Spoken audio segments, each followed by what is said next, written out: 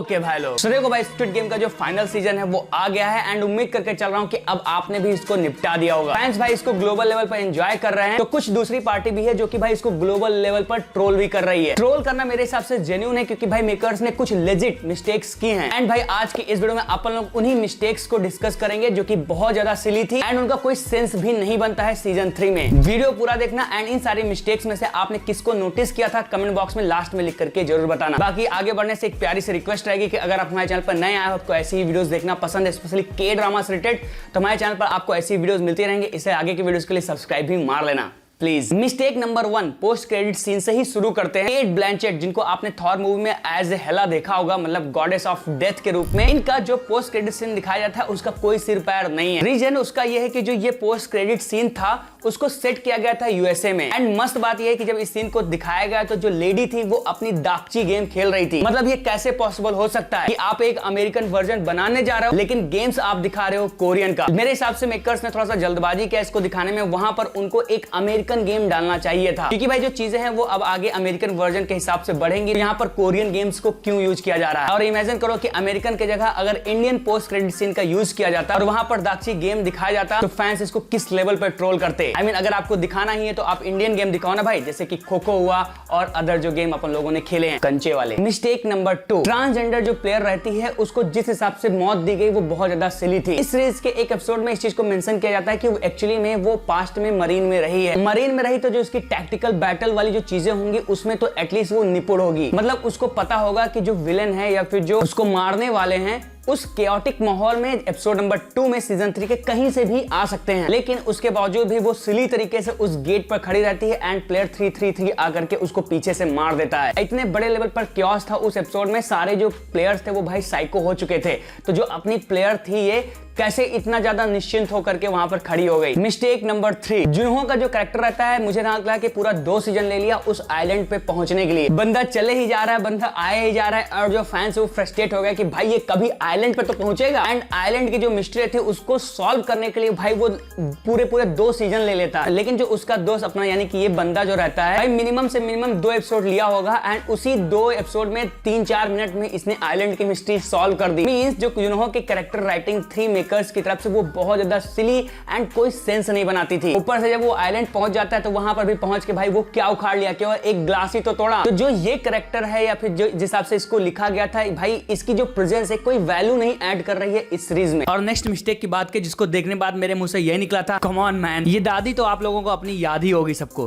Right ना? इनके पीछे एक नाइफ है, इसको पकड़ के रखना, लेकिन जो अपना गिहोन है जब वो सीजन 3 में वापस आता है तो भाई वो अपने दांत में एक ट्रैकर लगवा के आता है, याद है ना ट्रैकर। लेकिन जब वो गेम में आता है तो जो गेम्स के सोल्जर रहते हैं या फ्रंटमैन के जो आर्मी रहती है उस ट्रैकर को निकाल देती है। उनको पता चल जाता है कि बंदा ट्रैकर लगा के आया है। मींस जब गेम आप खेलने जाते हो तो आप ना तो नाइफ ले जा सकते हो ना ही अपनी कोई चीज ले जा सकते हो, या फिर अगर आपने बॉडी में भी कुछ डाल रखा है तो वो लोग खोद खाद के निकाल लेते हैं। लेकिन क्वेश्चन ये उठता है इतनी बड़ी सिली मिस्टेक हुई कैसे? I mean, जो अपनी दादी है भाई वो पूरा नाइफ लेकर के अपने घर से आई थी, समझ रहे हो ना? नाइफ चाकू उनके बाल में लगा हुआ है, तो क्या भाई उनको कुछ स्पेशल ट्रीटमेंट दिया गया था कि नहीं भाई दादी हो आप जा करके आप नाइफ लेकर के जाओ, कोई दिक्कत नहीं होगी? जब मुंह से चीजें निकाल ली जा रही हैं, खोद के बॉडी से चीजें निकाल ले जा रहे हैं, तो क्या बाल से मेकर्स ने ध्यान नहीं दिया? नेक्स्ट मिस्टेक जो कि मेरे लिए काफी ज्यादा सिली साबित हुई वो ये था कि जो प्लेयर 4, 5, 6 यानी कि जो अपना गिहोन यानी कि जो अपना मेन लीड हीरो है वो डेहो के कैरेक्टर के पीछे बहुत ज्यादा पड़ता है एंड एट द एंड उसको मार भी देता है। चाहता तो वो उसको छोड़ सकता था एंड छोटी छोटी मिस्टेक्स के लिए उसने आगे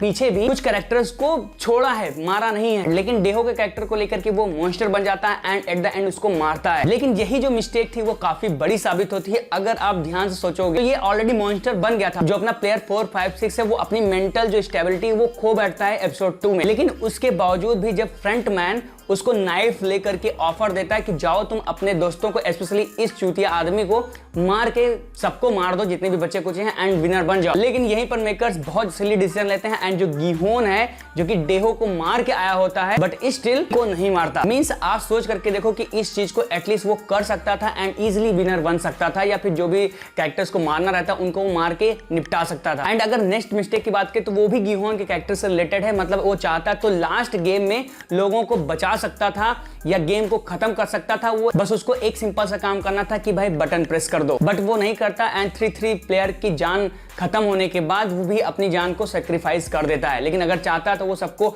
बचा सकता था केवल एक बटन प्रेस करके। नेक्स्ट मिस्टेक, जो फ्रंट मैन है, we don't know about him कि वो कौन है, उसकी बैक स्टोरी क्या है। मेकर्स ने उसके कैरेक्टर की जो राइटिंग है बहुत रैंडम एंड सिली तरीके से करके हम लोगों के सामने थोप दी। इवन हम लोग एक्सपेक्ट कर रहे थे कि सीजन 3 में भाई इसको एक्सप्लोर किया जाएगा एटलीस्ट, लेकिन उसके बजाय मेकर्स ने बस आपको प्लेयर 132 का एक छोटा सा ग्लिम्स दिखाया अपने इल नाम के साथ। I mean, उसने कैसे सबको मारा था वो चीज दिखा करके मेकर्स ने खत्म कर दिया। इवन दो ये नहीं बताया कि उसके साथ साथ और कौन कौन से प्लेयर थे जो कि खेले थे उसके टाइम में गेम्स को। मेरे हिसाब से ये भी काफी एक रेडिकुलस एंड सिली राइटिंग थी मेकर्स की इस कैरेक्टर को लेके। नेक्स्ट मिस्टेक जो है वो भी सिली राइटिंग पर ही फोकस करती है। मतलब जो गार्ड्स थे, जो पिंक गार्ड्स या पिंक सोल्जर थे, उनके बारे में भी हमें कुछ नहीं पता था। मतलब मेकर्स ने एक एपिसोड लेकर के ये चीज समझाने की भी कोशिश नहीं की कि एक्चुअली में वो कैसे रिक्रूट हो रहे हैं, उनको कौन हायर कर रहा है, किस बेसिस पे हायर कर रहा है, या फिर उनको कितनी सैलरी दी जा रही है। मतलब जो प्लेयर्स खेल रहे हैं उनके लिए 45.6 बिलियन वॉन वो सेट है, लेकिन उन सोल्जर्स को क्या मिल रहा है जो कि भाई इन सब के लिए अपनी जान तक देने के लिए रेडी हैं। इस चीज को भी अगर मेकर चाहते, आई मीन सेटअप कैसे हुआ है, गेम को कैसे स्टार्ट किया गया है,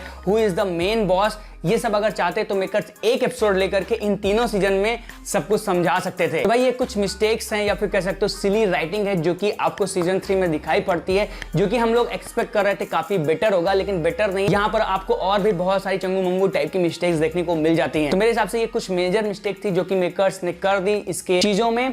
लेकिन आपने कौन सी मिस्टेक्स को नोटिस किया वो कमेंट बॉक्स में लिखकर बताना। एंड इन सब में से आप जो मैंने बताई उनमें से आपको क्या लगता है, ये सारी की सारी सही हैं या फिर नहीं। वीडियो इंटरेस्टिंग लगी तो इसको लाइक कर देना। बाकी ऐसी ही वीडियोस के लिए चैनल को सब्सक्राइब जरूर करना। अगर आपने स्क्विड गेम की एंडिंग एक्सप्लेन नहीं देखी मैं तो यहाँ पर जाकर के एंडिंग एक्सप्लेन देख लो, वहां पर मैंने विद डिटेल बताया कि इसका फ्यूचर क्या होगा, कैसे होगा।